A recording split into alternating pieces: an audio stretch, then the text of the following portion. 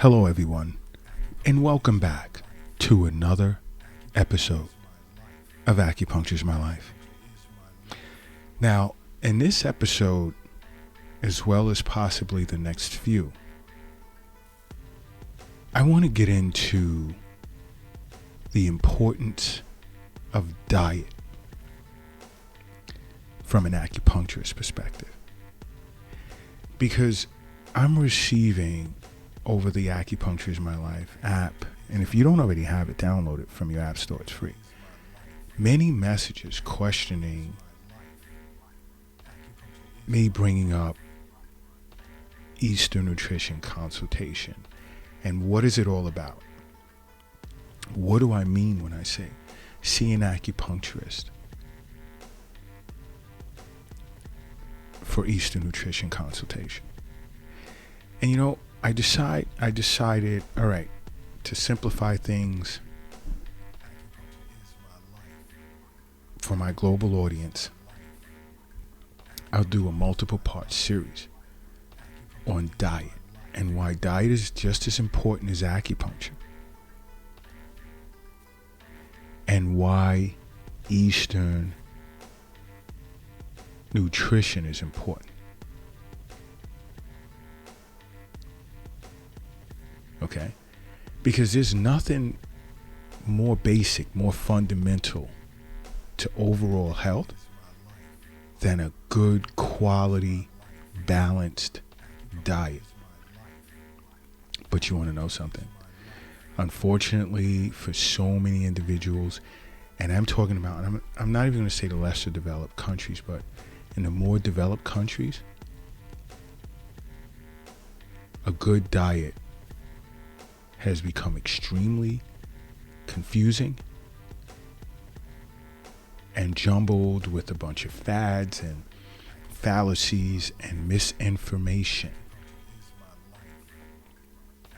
You see, an acupuncturist tends to be more focused on proper eating, as well as recognizing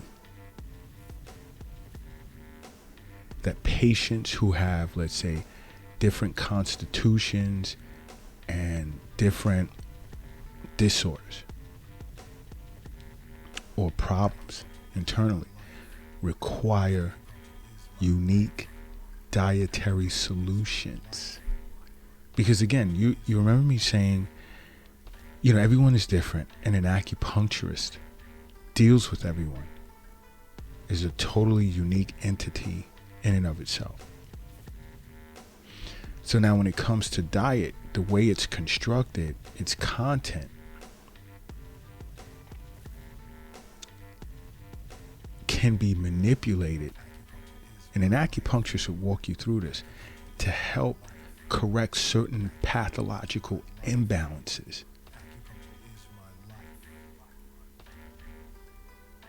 Because the objective in Eastern nutrition consultation is to slowly move from whatever dietary approach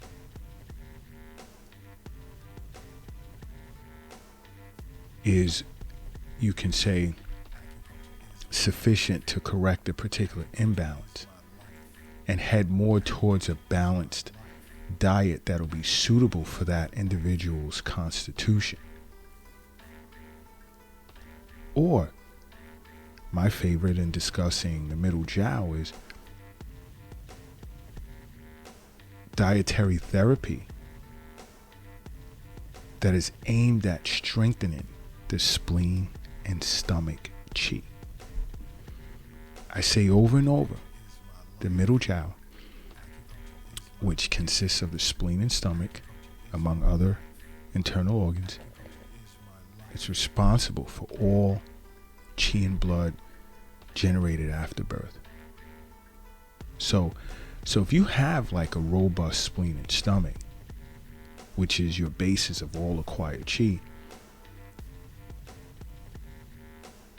and it's essential for all aspects of life and health, including, let's say, the growth of your tissue, repair of tissue, metabolism, defense and reproduction. So you see, to be able to maintain a healthy state of spleen and stomach, that's the central focus here at Acupuncture's My Life Clinic in New York City, to the treatment and management of all internal organs. And this is why you hear me rave about abdominal acupuncture. Okay? You hear me rave about it so much and in so many episodes. But understand something. There are like really, I would say around 2 main aspects of diet that an acupuncturist would consider, and so should you. And that would be more or less the types of foods in which you ingest and the way in which you would consume them.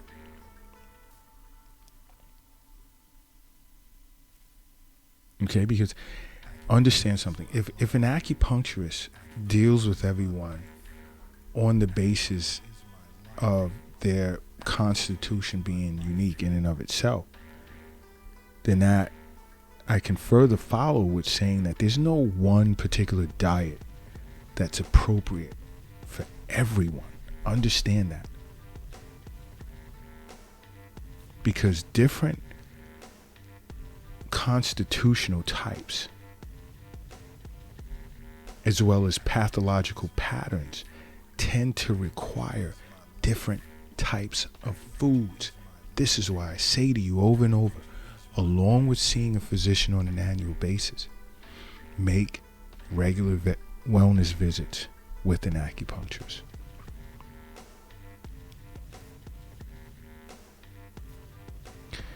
Because, okay, when it comes to food groups, right, and establishing that proper balance between yin and yang, there tends to be, like, to an acupuncturist, 3 different types of food groups. One is carbohydrates, the other is proteins, and the other is fruits and vegetables. And these groups tend to consist of various items that have or possess their own unique functions and flavors. And each group in and of itself has a certain type of, let's say, nutritional and energetic activity to it. Let's take, for instance, so you get a clearer understanding. When an acupuncturist looks at carbohydrates, right? We tend to understand that carbohydrates tend to be sweet and warm, and they tend to strengthen a person's spleen and build up their chi. So when we see that there's like a yin deficient pattern of the spleen, or spleen chi deficiency where you'll present with loose stools, poor appetite, and things of that nature, we may recommend certain types of carbohydrates for you to eat to support your acupuncture treatment. Let's say, for instance, when we look at proteins. Now, proteins, an acupuncturist understands it tends to nourish chi, it nourishes blood, it nourishes yin, as well as essence. And it tends to be like a little warmer than carbohydrates. So let's say if you're presenting with blood deficiency of some sort, or deficiency of kidney essence, there's certain proteins that an acupuncturist may recommend. And then let's just say that third group, fruits and vegetables. An acupuncturist understands that fruits and vegetables tend to be on the cooling side like when you're experiencing internal heat, and you're having these night sweats or spontaneous sweating episodes.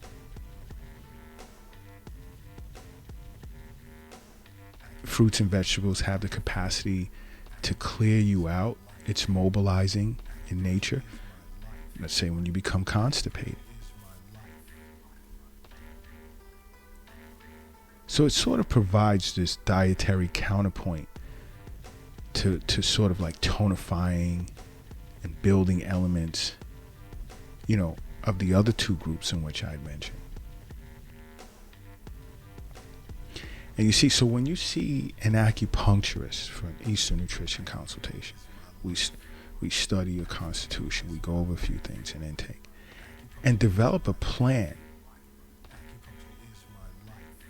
to construct, let's say, an appropriate mix of these components to suit the specific needs of the patients. And these components being derived from carbs, proteins, fruits, and vegetables.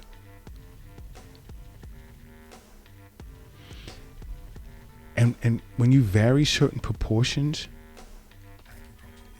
we tend to do that to achieve like certain types of outcomes and healing the patient. So let's say, for example, a patient that's presenting with a deficiency pattern. That patient may benefit from a diet that's based on tonifying elements such as, let's say, proteins and carbohydrates. Because this balance between protein and carbohydrates, it can be varied. It depends on the type of deficiency. Whether, let's take, for example, Qi deficiency. The patient may need more carbohydrates than proteins. Whereas a patient that's presenting with blood deficiency will need more animal protein than carbohydrates. And someone, let's say, may have an excess pattern, will benefit from more fruits and vegetables. Now, some will ask, what's an excess pattern? That's like, let's say, when there's internal stagnation, stomach Qi deficiency. And all of this food is just building up in your stomach. You're not deficient, so there's excess there. So now, you remember when I said earlier, fruits and vegetables tend to have more of a clearing and mobilizing effect? Yeah, so putting together a diet plan that's higher in proportion of fruits and vegetables, it'll clear it out.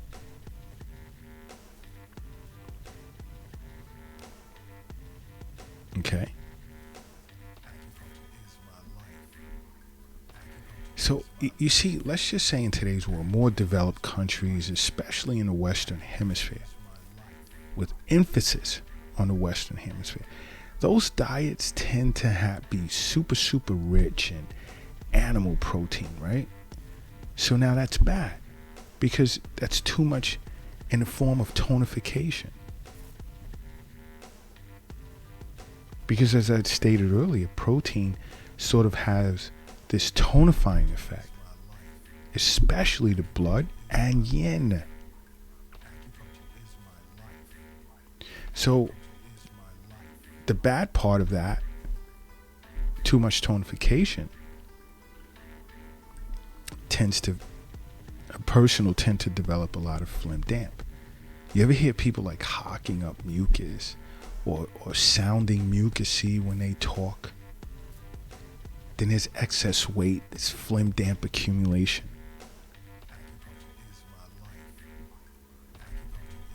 And there'll be heat with it because now there's a lot of internal heat due to the excess dampness and phlegm.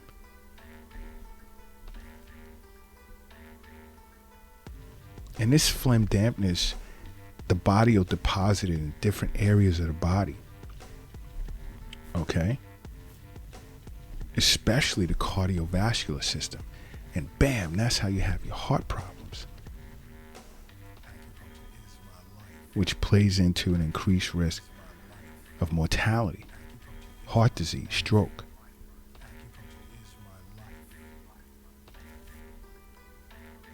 So an acupuncturist during an Eastern nutrition consultation will focus on the proper proportions that are important for your diet that's different from a diet plan that's recommended for someone else. It's all about that balance. Think about yin and yang. When you look at Acupuncture's My Life logo, wow, yoga. But when you look at the Acupuncture My Life logo, you see the yin and yang symbol. That represents balance.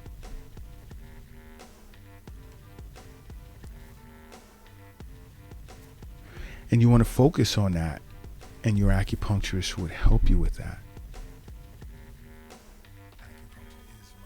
without placing undue emphasis on individual items in any particular group. Because, like the saying goes, too much of anything is not good. You always have to keep that in the back of your head. So too much of any particular food group will cause an imbalance. Because to an acupuncturist, it's all about balance. But you know, what I tend to see a lot of complaints with is sometimes when I speak on raw or cooked foods, there's some disagreement.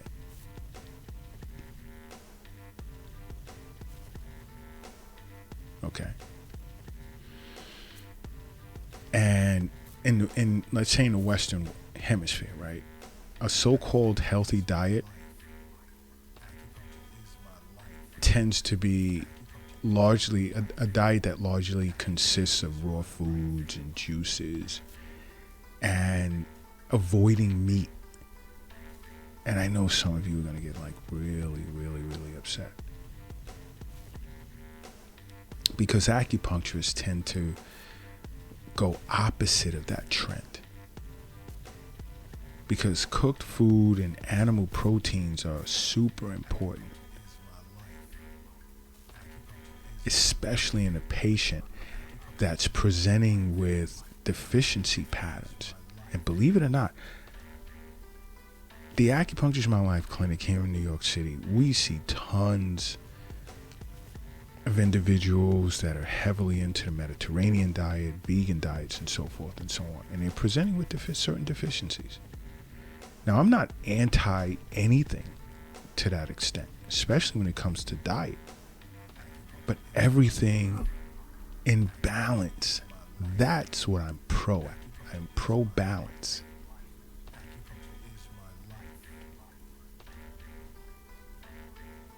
Okay, because, like, let's just say if you eat foods that are at or above body temperature instead of raw cold foods, it tends to save the spleen and stomach chi for the demands, or from the demands, of processing and digesting those raw and cold foods.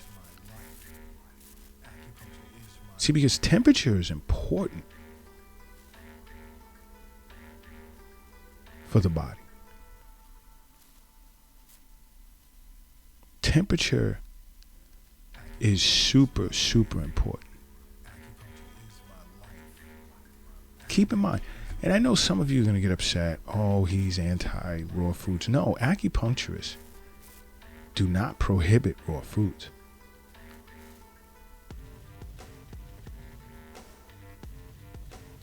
Because a person with a robust, hot, young constitution, or a condition that's robust, hot, and young in nature, they do require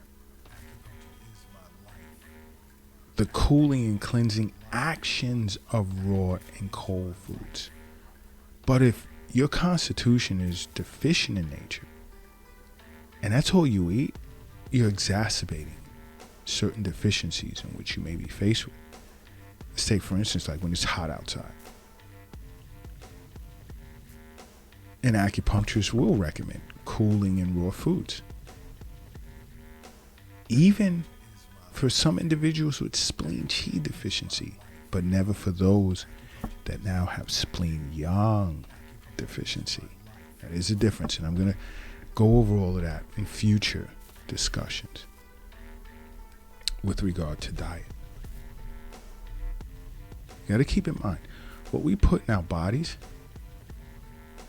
determines our overall quality of qi, blood, as well as muscle tissue.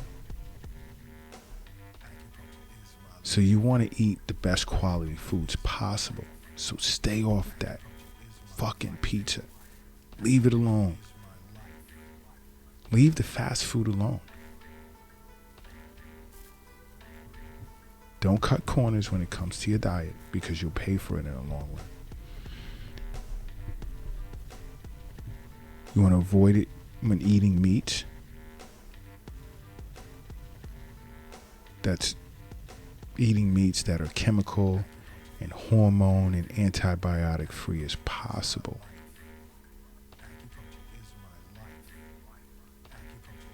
It should have its natural, vibrant color and aroma, and it should present with vitality and qi when you look at it.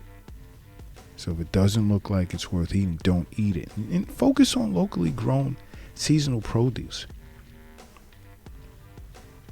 Because eating that is better than eating food grown in these artificial hothouses or distal locations in different countries.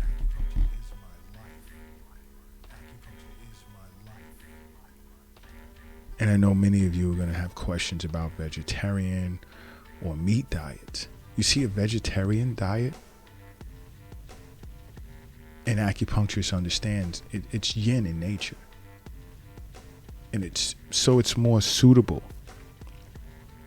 for someone with a yang constitution or a yang condition, suffering from a yang condition. So an acupuncturist could possibly recommend a vegetarian diet to those with, let's say, a hot or damp heat constitution or condition. You're sweating a lot. But having a strict vegetarian diet, it's difficult for individuals who have blood or yin deficiency. So you want to focus on the appropriate food combinations and pay attention to protein and vitamin B12 sources in order to meet nutritional requirements. But you know what? In the next episode on diet, I'm going to explain to you the importance of the thermal nature of foods and its flavors. All right? But until the next episode, you know what I want you to do? I want you to make acupuncture a part of your life. Okay? Because acupuncture is my life. What's yours?